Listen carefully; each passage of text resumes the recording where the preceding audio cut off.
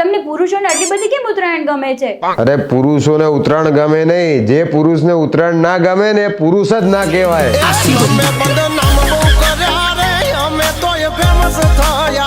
હાલો ને આપણે ઉત્તરાયણમાં ક્યાંક ફરવા જઈએ. ઉત્તરાયણ અને વાસી ઉત્તરાયણમાં ક્યાંય નહીં. આ 2 દિવસ બંકો ખાલી ધાબે ચડશે અને ધાબે ચડીને ખાલી પતંગ ચગાવશે. ઉત્તરાયણ દિવસે બાર કઈ હોટલમાં ખાવા જશું? ઉત્તરાયણે ઘરે ઊંધિયું બને ને તો જ, હા, બાકી તારી જરૂર શું હે? હા, ઉત્તરાયણ ને વાસી ઉત્તરાયણ 2 દિવસે મહેરાન રજા છે એટલે આરામથી ઉઠશું.